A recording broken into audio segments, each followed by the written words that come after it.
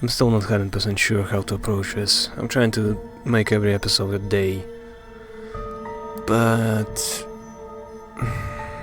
I'm not necessarily sure that's the best approach.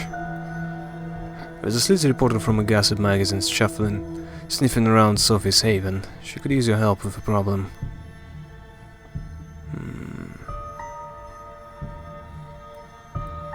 Well, there's nothing about finding me. Well, I'm curious about that reporter. Let's check that out. A streetlight filters into the apartment in a stark white glow, as if someone were shooting a movie outside. The art pieces display a tasteful expanse, entirely fitting the image you have of Sophie. It feels as if 1,000 sins have been committed on these premises, most of them under her benevolent hospitality. Sophie comes to greet you as you enter the living room, shaking her head. You understand that people judge me based on how you dress, don't you? Sophie looks at your clothes as if resigned to your sartorial limitations. I can take care of myself. I've tried to dress inconspicuously. I've had other things to worry about. Sophie walks to the window and looks out, with streetlights playing on her features. She reminds you of a queen contemplating the unfortunate limitations of her subjects. You'd think that as a vampire, at least we wouldn't have to worry about the vultures of the press. Unfortunately, when you have power and ability, there are always parasites trying to feed on you. It's very important. After you, I used to have a journalist friend. I'll go beat the bus to death. Oh, I appreciate the verve. Still, as a kindred, you have to do better than dumb and brutish. Sophie steps away from the window and settles down on a sofa, wine glass with red liquid in it, blood treated as not to spoil. You become good at noticing the scent, even from a distance. She doesn't offer you any as you cautiously sit down across from her. This awful man has been stalking my apartment with a camera. He's gone through my trash. Talk to the neighbors. Please be dear and explain to him that there's nothing for him here. I'm not an errand boy. I think I am. It's about a masquerade. That's a big deal for us, right? Indeed, you're learning. Isn't this dangerous? This must happen often. How do you usually deal with it? Everyone has their own way. Sometimes the problem goes away with a bit of money or sharp words. Other times you need something more. Okay, I just wanna have a small check. Okay, everything's fine. Am I in danger? Do I get something out of this? Do you know anything about the reporter? Man, woman, young, old, anything like that? All gossip reporters look the same to me. Time for you to go. I have business to attend to. Well, I'm the one helping you here, so, you know. Okay. You leave the apartment and Sophie disappears into another room. You don't have a clear idea of the game she plays with the city's mortal and immortal power structures, but she always seems to be making a move. Outside, on the street, there's a slight warm drizzle, the kind that gets under your clothes and makes you want to take a shower when you get back to your own haven. The reporters immediately jump out to you. Now specs and use hand senses. Okay, that's also not something I believe Bruja are capable of.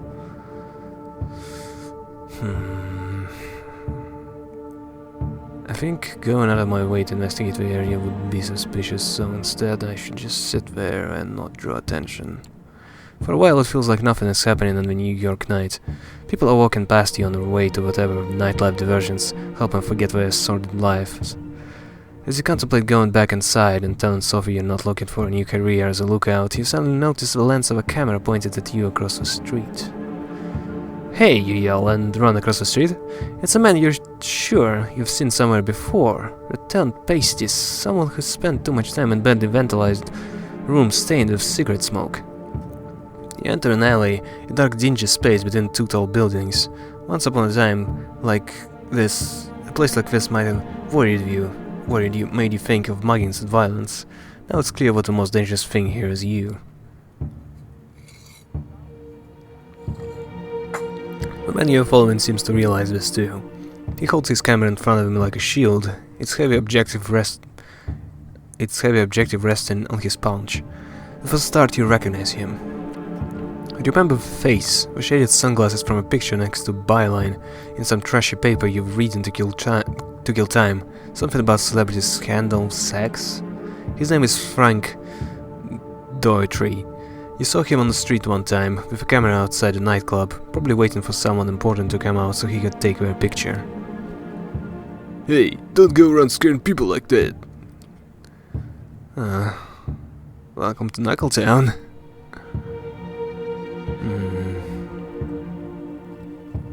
He reminds me of Frank Klepaki, I think. Or Kilpatrick. No, Kilpatrick, yeah. I recognize you, I'm a huge fan. Welcome to Knuckle Town. You know, I would have liked something like, hello, how you doing? You know, something like that. Which isn't inherently intimidating, but considering where and when it's happening. I recognize you. Sophie suggested that it shouldn't be violent from the get-go, so let's go with I recognize you. I recognize you from that thing. You're a fake reporter, right? I'm a real reporter, damn it! So reporter, huh? What are you reporting on? Lots of scoops here in this dirty alley? You can be a journalist if you're not willing to get your hands dirty. Do you live here? I'm working on a story about a local resident. Her name is Sophie Langley. Everybody knows her in high society circles. Actually, I should do... What kind of was? She's a redhead. There's a picture, and there were a lot of pictures of her throughout the years. That's the thing, in fact. Look at this. Frank pulls out his phone and starts showing you pictures. Some have been downloaded from news sites, while others are photos from society pages of newspapers from past decades. I'll show Sophie. She has different clothes, hairstyles, makeup, names, but the face remains the same. It's strange, so what do you think is going on? We're all hot. Other than that, I'm not sure. Come on, look at the face, it's always the same. This must be important. You must have a theory about what's happening. So, why does this matter? Maybe it doesn't, but people are always interested in staying young. 3 words: extreme plastic surgery. Always celebrities do it. Only the doctor is better at the rest. You look critically at the photos on Frank's phone. No doctor is that good. Hook me up with his miracle doctor. You're looking for a doctor in an alley. You think the world's best plastic surgeon is working out of this alley? Okay, fine. I don't know what this is about. So how would you explain it? I know Sophie personally. Asian medicines? It's a hoax. Have you considered the possibility that these pictures are a hoax?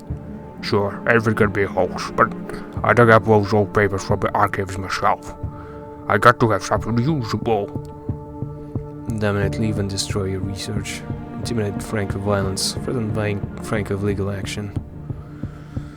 So far he doesn't know I'm involved in any way. Intimidate might only provoke him further. So dominate is the best choice, but I'm not sure I'm capable of it. Still, if it works, it sounds like the best option. You look Frank in the eyes. They are red behind his shaded glasses, veins popped from years of neglecting his body. Suddenly he seems soft, easy to manipulate. His will nothing but plaster crumbling under your boot. Go home and destroy your research on Sophie Langley. As the vampiric gaze takes over Frank's mind, he feels less than a person and more like an automaton, a machine you can program. Perhaps this is why all the vampires are said to think of humans as nothing more but animals. How can you consider someone a thinking person with free will when you can override them at any moment?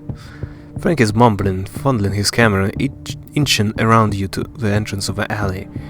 He looks sad and worn as he goes, a man who used to be something now just a shell. It feels almost embarrassing to use the powers of your blood on something so weak. At least you're pretty sure he'll stay away. Is time gonna pass? Yeah, there we go. Tameka, it's your turn. Immediately after you enter the park, you can tell something is wrong. An odd silence hangs in the air, the kind of silence that a choking victim makes once the fight leaves them. It doesn't take you long to find Tameka. You can see her in the distance, leaning against a tree. As you make your way toward her, she puts her finger to her lips. Only then do you notice the blood dripping from her side. You pick her up, letting her lean on you. She looks at you, her eyes wild with fear and rage.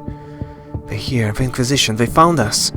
Raoul, he drew them away, saved my ass.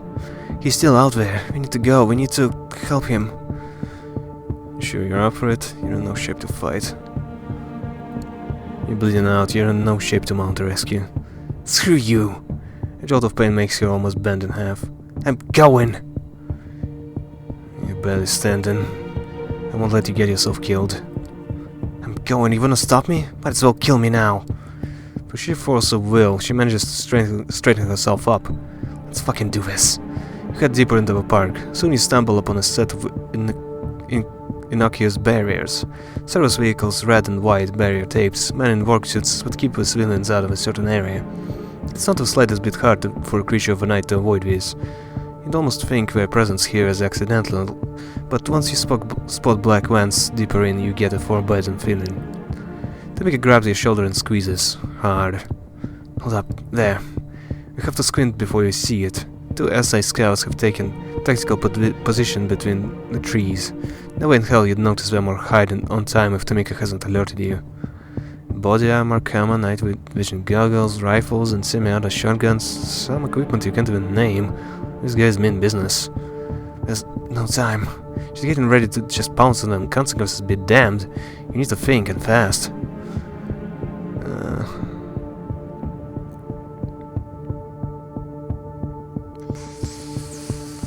I'm not sure she can handle it. Yelling at the top of your lungs, you rush at the man, forcing both of them to focus their fire on you. The first one falls before he is able to pull the trigger. The second one takes aim. Suddenly you realize you might have bitten off more than you can chew. Reflexively, you squint, waiting for bullets to tear through your flesh. To your surprise, no shots are fired. You open your eyes and see Tameka standing over your would-be assailant. She flicks her wrist, sprinkling the grass under her feet with a man's blood. Don't steal my kills. Baby, I don't freaking care. This is not the time or the place. All things considered, she seems to be doing alright. You keep on moving, Tameka gestures to the nearest patch of trees. Stick to the shadows, take them one at a time. Sound advice, you take it to heart as you move on toward Tameka's haven. It doesn't take long for you to run across more of them. 3 operatives in full riot gear are running down the park alley, sweeping the area with barrel-mounted flashlights. Keeping very still and very quiet, you wait for them to approach. Tameka watches you from the bushes nearby, clearly waiting to follow your lead. Time to take out 2 of them. Leave the 2 of them to Tameka. Hell no! I'm not letting her take more than she could do it. You get the point. As the first victim marches past, you lunge onto him, sinking your teeth into their neck. In one sudden motion, you rip a chunk of flesh from his throat. Quickly before the other 2 can react, you run at them. Full speed. Just as you're about to take the first one out, Tameka pounces from the side, taking him out in an instant. As soon as she lands, she springs back towards the other one. A single slash of her claws is all it takes. The man's body falls to the ground. After a second or 2, his head follows. He raises an eyebrow at Tameka. She hits back with a roguish grin. 2-1. No time to savor your victory. A savage yell rings out from across the tree line. You know that voice. Raoul! Tameka throws herself toward where it came from. It's almost unbelievable how fast she moves, considering the state she's in. You're barely able to keep up. Mere seconds later, you find yourself under the cover of rosebush, giving you a clear view of a nearby clearing. Off in the distance, you spot a group of gunmen converging. Slowly but surely, the circle of hunters closes in on a lone figure struggling on the ground. The figure lets out a pained roar. Looking closely, you realize it's Raoul. Caught in the same steel net you saw used against the scarred one, he struggles frantically trying to break free. With each passing second, step by step, the operatives close in around him. Driven by instinct, Tameka jerks forward to save her brother. She stops herself at the last moment as if reminded of your presence. Okay, how do we do this? Fast and fierce. We don't, it's suicide. Taking him alive, we'll find him.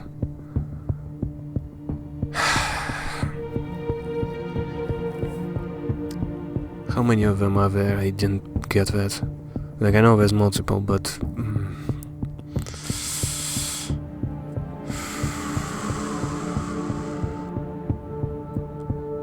I don't think that's a good idea. This will just leave him. We gotta at least try. We gotta at least try to take a few of them with us. We might not die, but let's try it. We're going fast and fierce, no messing around. Take him out as quickly as you can. She nods in approval. Sounds good. You're moving like a two-person SWAT team, staying low to the ground before you finally make your first move. The first two hunters meet their death. Unfortunately, it's enough for others to notice your presence. So much for the element of surprise.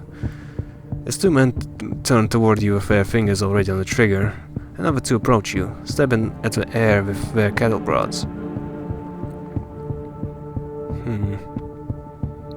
Well, a gunman seems like a better option.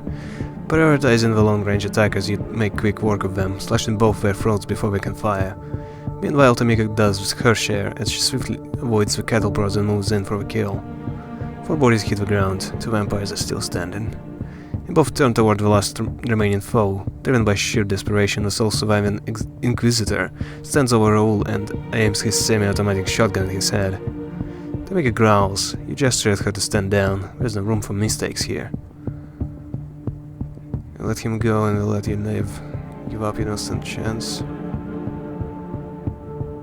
He's just gonna kill him to spite us if we save this. Tameka on my mark.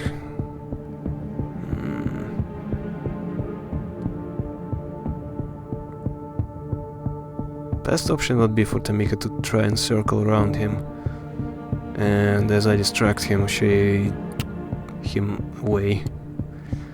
Listen to me, you let him go, we let you live. It's that simple. With shaking hands, the gunman looks to you, and Tameka is a warning you not to come any closer. It's mostly for show, he's fucked and he knows it. You notice the man's grip loosen, clinging to hope he is seconds away from giving up. 3, 2, 1...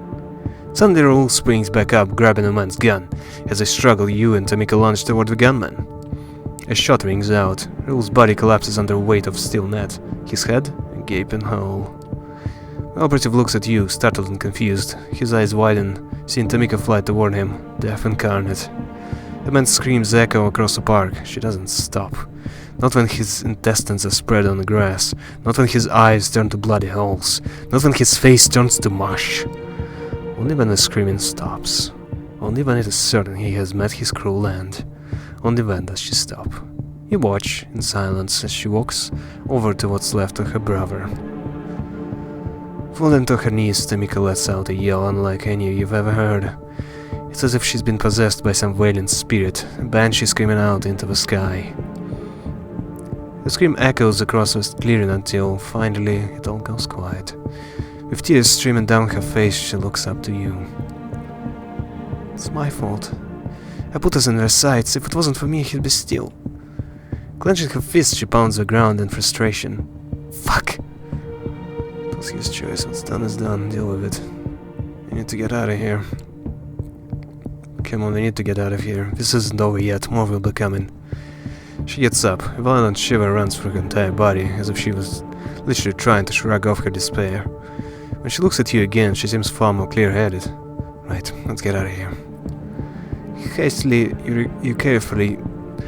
yet carefully, you make your way out of the park. You don't stop until you reach your nearby alleyway, where in the relative safety of the surrounding darkness, you take a moment to rest. Leaning against the wall, Tameka presses her hand onto her wound, or rather where it used to be. Feeding on the operatives helped her out, but she's still visibly struggling to wind down. Let's split up, less attention. Hunters spot us on the rooftops. You need help.